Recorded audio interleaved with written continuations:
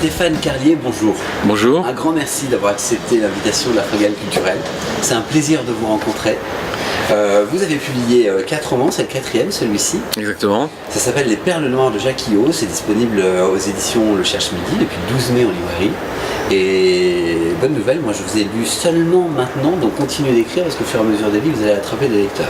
Ah. Ça, c'est déjà le premier point, parce que j'ai adoré Les Perles Noires de Jacques Hiaud. C'est une comédie absolument géniale qu'il faut absolument s'emparer, lire et pour vraiment passer un bon moment. Comment est née cette histoire ? Comment est née cette histoire ? Je ne sais pas trop comment naissent les histoires des romans.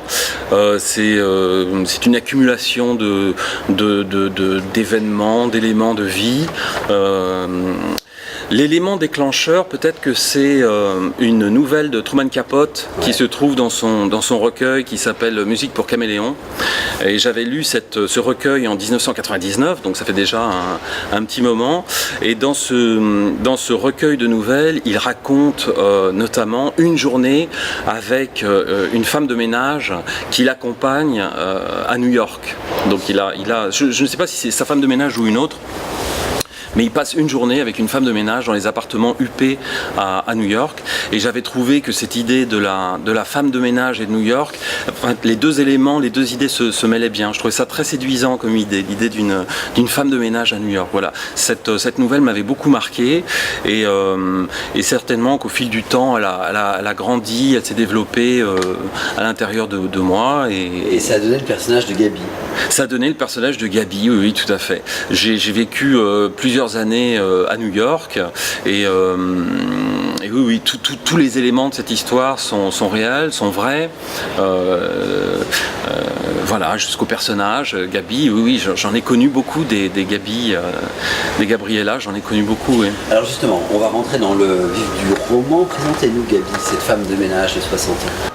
Gabi, c'est une femme de ménage colombienne, donc d'origine colombienne, qui vit à New York et qui a une vie très précaire, qui vit dans un appartement dans des conditions difficiles, qui vit dans le Queens et qui travaille tous les jours dans le quartier opposé en standing, qui est l'Upper East Side de New York, c'est-à-dire qu'elle vit dans un quartier très pauvre et désolé, et elle travaille au paradis, quoi.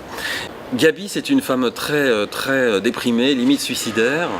C'est une femme qui n'en peut plus et qui va par hasard tomber sur la combinaison du coffre d'un de ses patrons, complètement par hasard, et qui va imaginer un plan pour s'emparer du contenu du coffre. Seulement, voilà, Gabi n'est pas une cambrioleuse, c'est une femme de ménage. Elle a 62 ans en plus, elle est physiquement assez mal en point. Et voilà, elle va essayer elle va mettre au point un plan pour mettre la main sur le contenu du coffre et notamment sur le collier de Jacques Onassis que contient le coffre. Alors là c'est formidable Stéphane parce qu'on part dans une comédie déjantée, amusante. C'était vraiment l'objectif pour vous d'écrire ce roman, de faire quelque chose comme ça Oui, complètement. En fait, on écrit, on va dans une zone confortable. Et j'ai vraiment écrit un roman comme j'aime les lire. Et voilà. Et donc c'est une farce. J'aime beaucoup ce mélange d'absurdité, de rocambolesque, et à la fois d'un peu de sérieux, c'est-à-dire d'un peu en l'occurrence, d'un peu de désenchantement. Il y a quand même un désenchantement assez généralisé dans ce roman chez les personnages. Il n'y en a pas un qui tourne rond, il n'y en a pas un qui soit heureux, et ils ont tous quelque chose qui va pas, et j'aime beaucoup ce mélange comme ça d'énergie et de rocambolesque, de fantaisie, et quand même peut-être essayer de dire des choses un peu sérieuses et peut-être un peu mélancoliques aussi sur la vie. Pourtant c'est un livre très positif, hein. Oui. Parce que tu es en train de parler de mélancolie, de gens qui ne sont pas parfaits, et pourtant on en sort mais joyeux. C'est un livre qui ne ressemble pas à la vie. C'est un livre où tout se passe bien, où tout finit bien.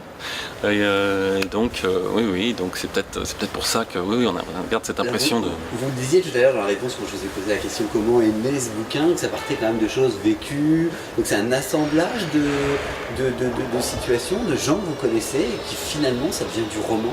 Oui, je crois que tous les livres, c'est ça en fait. Les livres sont sont des groupes comme ça, sont des idées qui s'accumulent au cours du temps, qui prennent forme, qui prennent racine, ou qui ne prennent pas d'ailleurs, et qui disparaissent, qui reviennent. Il y a un travail comme ça des idées.